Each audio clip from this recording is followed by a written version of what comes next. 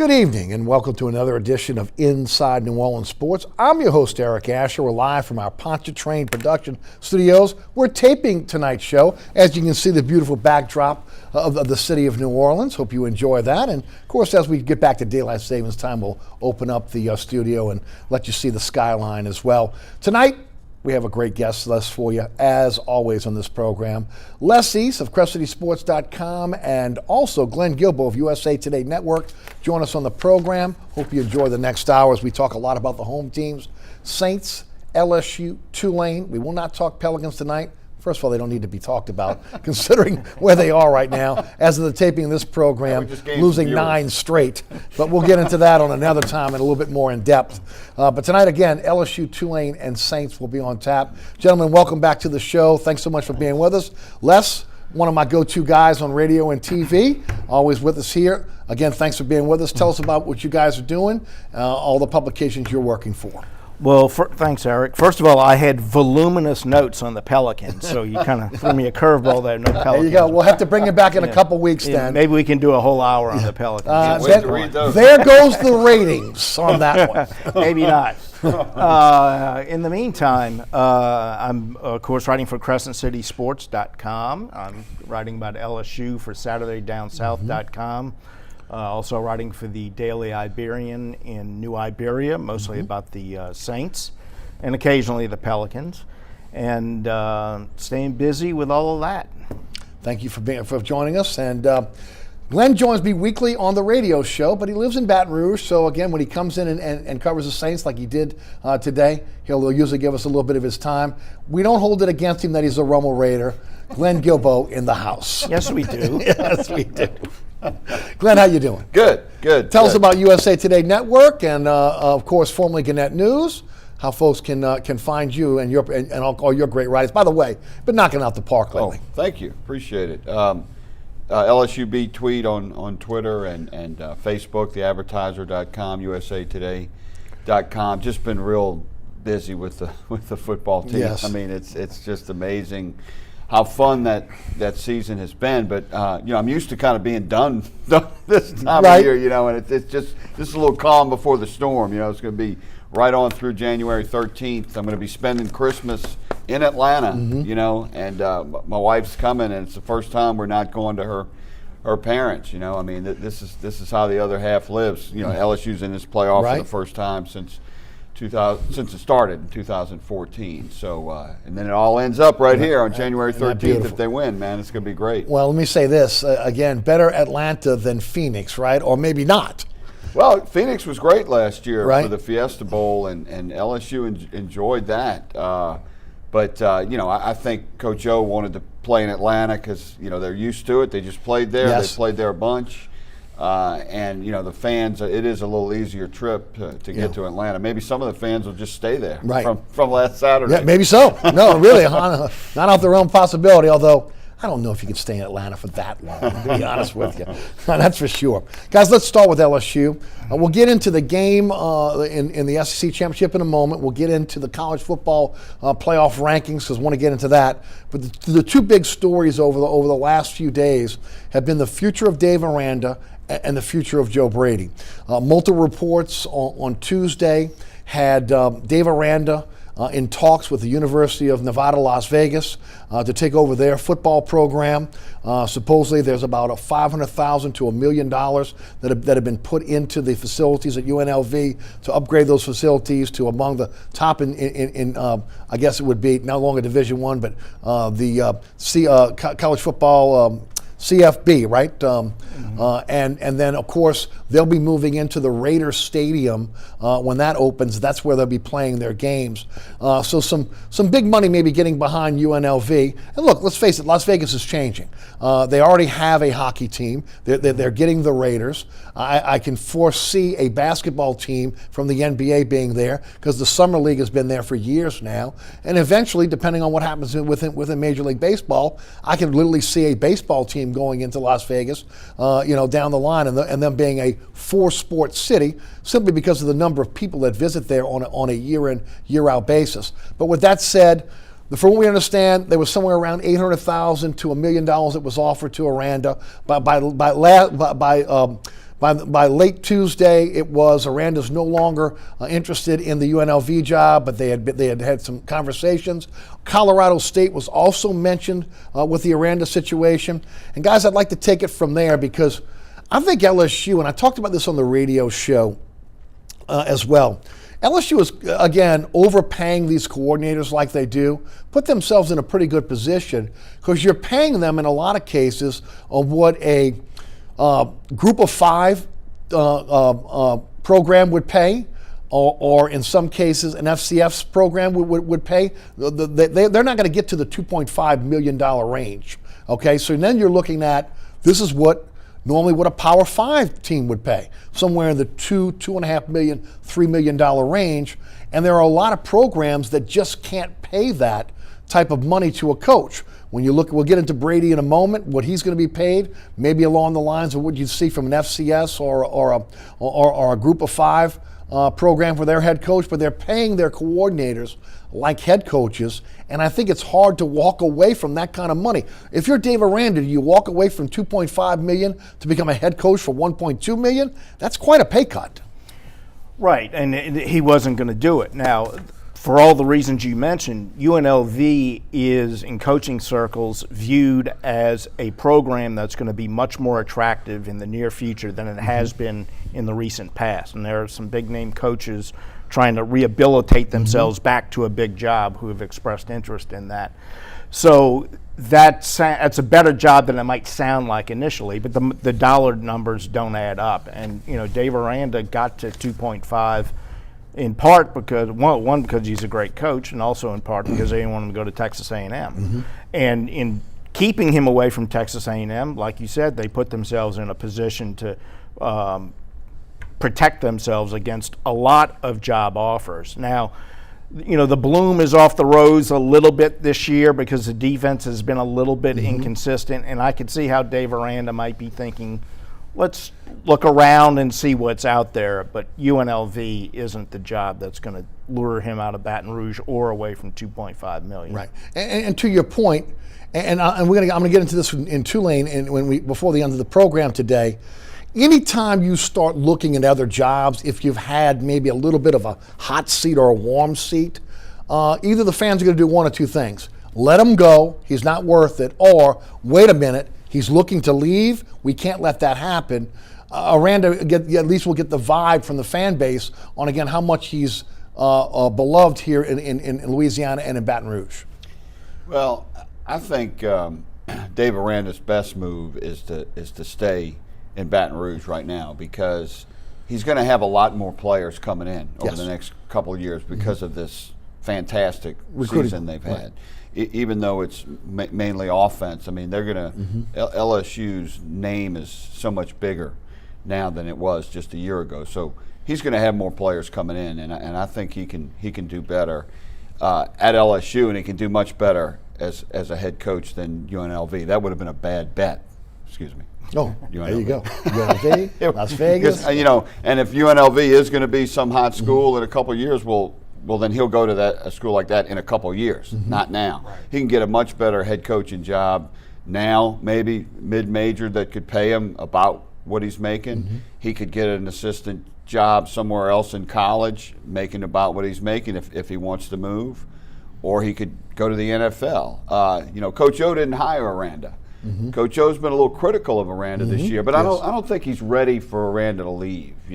But he does have to get better, because I think people, he's in his 4th year. People start seeing him a lot, and he didn't have a good year. Right. But he is getting good lately. I mean, his last 2 games, no doubt, have been very good, and he has tended to get better late in the season. So you might see him really return to where he was previously in these next 2 games. I mean, it's going to be difficult. Very good offenses, but and the two offenses he just played are not that good. But still, his defense has played a lot better than it did earlier in the season. To your point, and I mentioned it on the radio show earlier, he's got a top 3 recruiting class coming in. A lot of those recruits are defensive linemen, linebackers, in addition to the offensive players. you got to believe that if they continue on the current track they're in, those recruiting classes will be like that over the next few seasons. So there'll be even though again he's losing players, there's an influx of really good blue chippers that are coming in, and LSU's never been where they are right now. And maybe since you got to go back to 2012 and before that, and talk about the type of cachet they have nationally. So if you leave a program like LSU that is again now a feeder system where they're starting to bring in the type of big linemen that they have talked about that they haven't been able to get, because we just don't produce those type of linemen here in Louisiana for the most part. It'll be interesting to see again what his decision is. But again, to me, the big thing also is the $2.5 million. I do agree that he's been on a little bit of a hot seat this year, maybe a little bit more criticized, and rightly so. But again, I think we'll get into this a little bit later, why this defense has come around over the last few weeks. And a lot of people think, again, it's because they've gotten healthy. But you've got a pipeline of players that are coming in now. Why leave now? Exactly. And they don't have elite athletes on the defensive line, like you're saying. Right. They do at linebacker, and they have had them at linebacker and at DB. But I would like to see what he can do with some really elite level defensive linemen. And if they're going to get those, it's going to be in the next couple of years Yes. or now, because of where the program's going. So I'd like to see him stay and see how he can do that. I don't think he's on the hot seat. He's been criticized for the first time. It's a little not, warm. not really on the No, hot it's not seat. hot. But I'll tell you this: if he does leave and go get something, it wouldn't be that big a deal at all, because Coach O has really shown how to hire assistant coaches, and I would like to see the defensive coordinator he brings in. Yes. Because I think he could bring in a good one if he does leave, if Dave does leave, because that's his side of the ball. Yeah. And look how well he's done with his assistants on the offensive side. Sure. Not only Joe Brady, but James Craig, Yep. excellent offensive line yes. coach. Bush has been an excellent secondary coach. McMahon on special teams. I mean, that's one of the best things O has done since he got the job, is improve the staff. So I'm sure he could bring in a great DC if Dave does leave. Right. Let's talk a little bit about that pipeline of players that are coming in. For Dave Aranda, you're looking at it going, wait a minute, it's Christmas time, and I've got all these top recruits coming in. I'll have more talent, at least at the outset, than I've had in a long time here at LSU. Yeah, and there are also some DBs who have committed there. I believe Yes. 3 safeties at this point. So they have talent throughout the defense. So, yeah, he's going to have more to work with. And a lot of the players on this defense are young. So they're going to be around for a while, and they're going to be maturing, even though they are going to have some key losses. Grant Delpit, I'm sure, being one of them. But there's going to be more talent for him to work with. And the flip side of that is, wide receivers and quarterbacks are calling LSU for the first time ever. Yes. Like, I want to come there. So Dave Aranda he may not have an offense like this going forward, but from now on, he's going to have a better offense on the other side of the ball, and he's not going to have to carry the team the way he did the last 3 years with his defense.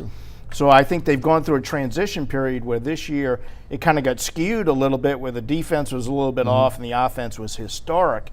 But I think they're about to settle into a situation where going to have very good offense, very good defense, and I think that's another reason why sticking around would be attractive to him. I was a little surprised when I heard UNLV, when you heard Missouri and Arkansas were open. I mean, if you're going to make the jump, why not jump to another SEC school? Why not jump to a Power 5 school instead of one of the Group of 5 or, again, an FCS school?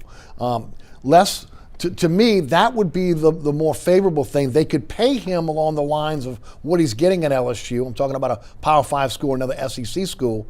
I don't understand why, the jump to a UNLV. That's why when I first heard it and people were texting me about it, I'm like, I don't know if I'm buying into that.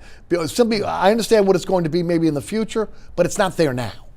Right, and I think we have to be careful about what the circumstances are. Yeah, some fans might interpret this as him looking around. But, if somebody calls you up and says, we want to talk to you about giving you a higher position than you currently have, you're probably going to say, okay, what are you talking about? And then when they get to the dollars and cents, it doesn't make sense. Yes. But if somebody calls up and says, I want to take you from being a coordinator to a head coach, most people would listen to that. So I don't know if this was ever serious or not. I doubt that it was, and I don't fault him for allowing it to get to the point that it did, which was still pretty preliminary. So He's not going to leave to become a head coach at a place like UNLV, and he's not going to leave to be a coordinator somewhere else unless it's the NFL. Yeah, I agree. So even though he's gotten some criticism this year, and like Glenn said, justified to some degree, he still holds a lot of cards, and he's not going to give up the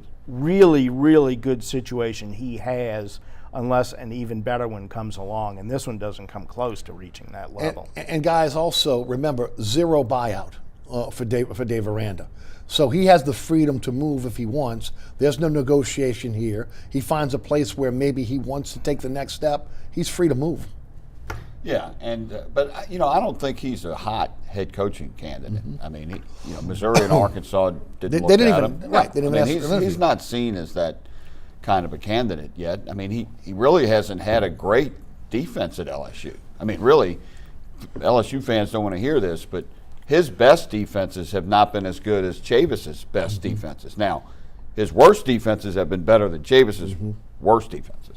But and offense is much better now than it was. But he really hasn't played up to his salary as the coordinator. I mean, he's been very good, right, but he hasn't been great. I mean, it's not like he's been as good as Matt Venables at Clemson. I think he's still got a ways to go, and he's had plenty of talent. D-line maybe not, but he's got first rounders from linebacker and DB all over the NFL. No so. doubt.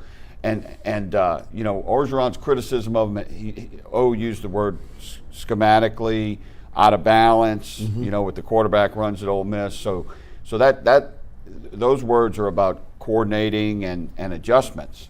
And he hasn't done well in that this year. But I still think he's very good and can do better. Do you agree with Glenn?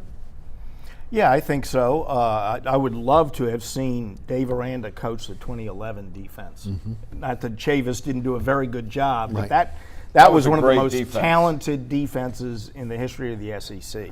And I'd like to have seen what Dave Aranda had done with that. Maybe they'll get to that point here in a But few years. they've had a lot of talent since then. They have, too. but they didn't have the defensive line that they had then with Benny Logan and Michael Brockers and Sam Montgomery. And the NFL draft shows it, right? Right. Because they haven't had the top picks like they've had on the defensive line like they've had in the past. But since then, you got after that team, Jamal Adams, first rounder, Tre'Davious White, Devin White. There's plenty of players, but offenses are much better than they were in 2011 too. And you've had the graduate transfer quarterback come around too. Yeah, which again, which is something that I think, and even we'll talk about Tulane a bit later on. I think a lot of teams are going to take advantage of, much like LSU has done and had so much success with. Let's talk about Joe Brady. Again, the Broyles Award winner, top assistant coach in college football. Expected to get a raise. Some are talking around somewhere over $1 million, 1.2, 1.8. Who knows what the numbers are at this point. This is a guy, and look, you guys are out. You're at the facility every day, Saints facility. You're at the Saints facility whenever you can get there. I watch this stuff very closely in terms of assistant coaches. I didn't know who Joe Brady was, and I've talked Neither did Sean Payton. No, seriously. Maybe, and all of a sudden, this guy, and look, he gave a lot of credit when he gave his speech about the getting the Broyles Award, about talking about being with the Saints and being able to absorb everything that went there in terms of the Sean Payton offense. And look, he's taken that to LSU. He's a hot commodity right now. Okay. LSU is going to have to pay him to be able to keep him. Looking at the blueprint of success for keeping Aranda, overpay your coordinators a bit. It's a little bit harder for them to move on because of, again, what the other jobs can pay, or if they're looking to get a head coaching job. Guy hasn't even been an offensive coordinator yet. What do you think about Joe Brady staying at LSU, at least short term? And then I'd like to throw this in as a backup to that, a caveat to that. Ensminger. What happens with Steve Ensminger going forward? Because I would hate to see Brady be the offensive coordinator next year and Ensminger not in that booth with him. Well, and this is what I was going to say is, doesn't Steve Ensminger deserve a raise? Absolutely. $800,000 a year right now. Yeah. He's got to be making over $1 million if he stays, right? Yeah, I would think so. He's the coordinator. He's the general, yes, as Orgeron says. Agreed. He's the general. So now they're in a unique situation in that Steve Ensminger's control of his ego and his love for LSU are both strong enough that Yes. he can handle this situation, whereas most coaches couldn't. But at some point, do you have to say Joe Brady's the guy who runs the offense? And if he does, I mean, is he the guy sitting? Do they swap seats in the press box? Right. Who has the final call? Yeah. Is it Ensminger or Brady? So that's something they have to work out. I think they've managed to work that out pretty well. It looks like Ensminger has given more play calling ability to Brady as the season has gone along, and it's worked out just fine. So that's cool, but I don't know that this can last long term. You know, Joe Brady is going to get an opportunity to be a coordinator or more very soon somewhere, and he deserves a raise now in order to try and keep him. But I think that's all short term. I think it's smart for Joe Brady to take the money, stick around, prove next year that he can have success without Joe Burrow, because a lot of people are going to say, well, he had a once-in-a-lifetime quarterback. Sure. Well, Which he did. And he did. Right. Now let's see what he does with another quarterback. So to run off, and I don't know if the offers are going to be there, but to run off and take on more responsibility with so little experience, I think might be a mistake on his part. So leave the training wheels on again this season. Maybe down the line within the next couple of years, take those training wheels off, whether that's here at LSU or elsewhere with another program. I think that makes sense. But, you know, how long that works at LSU with Steve Ensminger, I don't know. But I think it's remarkable that the two of them have coexisted to the degree that they have and had the success. And give Brady a lot of credit, giving Ensminger a tremendous amount of credit. You know, when everybody's coming to him talking about him being the golden boy, have you ever heard of Steve Ensminger or coached with Ensminger? You're there every day. Talk a little bit about the Joe Brady situation. Well, I think LSU's trying to keep him for sure, but no matter what's been said now, it really doesn't matter, because if they win the national championship here and Burrow has the kind of finish we all think he is, somebody could go offer Brady the moon on January 14th or January 15th. So only then will we know for sure if he's not leaving, because he could get, I could see somebody at a mid-major trying to make him a head coach. You know, I could see somebody trying to do that. And I don't think it would be right for him, but I could see somebody trying to do it. I mean, you remember when the Raiders made Lane Kiffin the head coach? That was too quick for him. And I could see somebody trying to get him in the NFL, maybe. Cincinnati Bengals, making him offensive coordinator. Yeah, exactly. And Brady doesn't have any ties to LSU. Right. He's from Florida. He played out at William and Mary. But I do think he's going to stay no matter what. I'm just saying it's not over yet. Right. Some people are trying to tell you that it's over. It's not over. Well, according to Ogeron, they've been involved with again trying to lock him up. There's no question about it. But you're not going to lock him up until it's all over. Right. And it's not over until after the championship game, because there's going to be some more offers, I think. Things don't really end in the coaching carousel until about mid-January, early February. Okay, and they could try all they want, and that's good, and that may help. But I don't think Brady's going to leave, because he's indebted to Coach O for bringing him away from a GA job, basically, which is basically with what he the was. Saints, Right, sure. And Ensminger giving him the pass offense, and it's a great relationship. And I'll tell you a good story about how they play call plays from Jimmy Burrow. Joe's dad told me that early in the season, Ensminger was calling the plays. Brady would call a play, make a suggestion, and Ensminger would say yay or nay. Okay. Well, when he said yay, those plays started working a lot. So as the season went on, before Brady would call a play, Ensminger's kind of looking at him. What you got? Right. So that's what it's happened. I mean, like, he's done so well that Ensminger's kind of looking for him. So it's been a great combo, and I think you could keep that combo exactly how it is. Right. And still pay Brady more and not give him the title. Or you could give him the title. I mean, it really doesn't matter. Co-offensive coordinator. Yeah, or you could make Brady the offensive coordinator and make Ensminger the wide receiver coach or the quarterback coach, because really that's all he wanted. Or assistant head coach. Yeah. But he's, but all he ever wanted, he didn't want to be coordinator. He did it to help O when O was the interim coach, and then he did it again to help O when the Canada thing didn't work. So I think he'd be fine going back to but who cares what the title is if you get more money? Right. So they both are going to get a lot more money. I would agree with that. Guys, okay, none of us knew who Joe Brady was. He was with the Saints. I don't think it's out the realm of possibility to go in and grab another Saints assistant, if necessary, off that offensive staff to bring them in to keep this offense going. I mean, there's no doubt he understood the concepts, everybody about the playbook.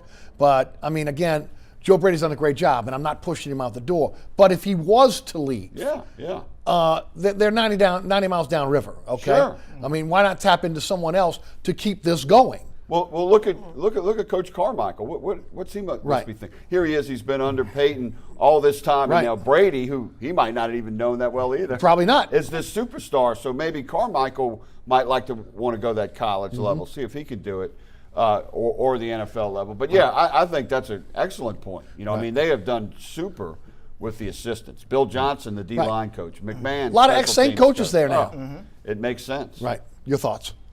Oh, I think so. You know, obviously, O has good relationships with Sean Payton and the people on his staff, and Sean Payton has assembled some outstanding staffs over his tenure. No doubt. Coach O just recommended a new butcher for Sean. And he'll need one. Yes, and that will come in very handy. Naturally, that's where you want to look first, and also, you know, there's such a pipeline in the NFL that even if there isn't someone like Joe Brady to go to down the road at some point, you know, those contacts in the NFL certainly can help him identify a similar prospect somewhere else. And of course, there are a lot of people in college football. O's been around college football a lot longer than he was in the NFL. And so there are certainly going to be options in college football if he needs to look around to make any replacements on his staff. And give a lot of credit to Joe Brady for absorbing that offense, right? I mean, come on. Nobody knew who he was. Obviously, he's working there, and we can see it. I mean, look, all three of us have seen the Saints offense for years and years and years under Peyton. You can literally sit there and watch the LSU offense and go, that's a Saints play. That's a Saints play. I know that play. Now, again, it helps when you have a Joe Burrow who, again, is not Drew Brees, but emulates Drew Brees. They're running it. It'll be a big difference next year when we see a Miles Brennan or someone else running it and how effective they can be as well. Sure. And this is a funny story Drew Brees told. I think it was the Florida game that was on TV, and this is when Drew was out, and he was living practically in the training room, rehabbing his thumb, and he was there with one of the assistant trainers or whatever, and he's watching the game, and he would, you know, watch them motion and say, okay, they're going to run this, and they'd be texting Joe Brady. Wow, that looks familiar. Yeah, that looks familiar. That was a good call, and yeah, I remember when we ran that against so-and-so. So, you know, the familiarity with the offense shows up, and the similarities between what the Saints run and what LSU runs. Yeah, that's going to be the real test, is how Miles Brennan or whoever the quarterback is next year. We have no idea who the quarterback is next year. How are they able to run it? You know, there's going to be a drop-off next year, okay? The next quarterback's not going to be putting up 46 points a game and, you know, completing 78%. But that's going to be the real test, is how someone not as seasoned, not as smart, not as talented as Joe Brady, how well can they thrive in that offense? Yeah, that's when we'll see how good Joe Brady is. That's his litmus test. I mean, I think he's done extremely well, and he's helped Burrow, but I think Burrow has helped Brady, you know, because if you look at late last season, Burrow had terrific games against Texas A&M and against Central Florida before they brought in Brady. So I think he would have done really well without Brady this season, but not the numbers he has right now. I think it's about 60-40. But boy, in a perfect world, the Saints would win the Super Bowl this year, Drew Brees would retire, and somehow they could get Joe Burrow. You know, because I mean, he's already knows the offense. It's like these high schools that run the feeder school. You know, I mean, he's already got the offense. It'd be a perfect mesh, but you know, it's not going to happen. It's not going to happen for a lot of reasons, and one of them is, again, the lack of draft stock. And, you know, again, you're not going to make a Mike Ditka deal. You'd love to, but even this team right now, as good as it is, there are some needs within the draft for the Saints. It would be wonderful. I just don't see it happening, right, Burrow? No, there's no way it can happen. The Saints can't put together the package that it would take to get him. And why would somebody else trade him, like the Bengals, if they especially the Bengals, number one? But they got a chance to bring in this kid from Ohio, and breathe some life into a moribund franchise. No doubt. Why would they give up that opportunity for other draft choices? I agree, guys. And Breeze is not ready to No. leave, even if he wins the Super Bowl. I would 'Cause agree he's with still that. obviously still very I think good. at least one season more, maybe two. Yeah, we've been saying that for 5 years. Right, there's no doubt, no doubt. Guys, last word because we have to take a break to hear from our underwriters. Brady and Aranda, are they here for next year's season when Yes. they kick it off? Yes. Yes, definitely. Glenn Gilbo, USA Today Network. Also, Les East of CrescentCitySports.com. I'm your host, Eric Ashe.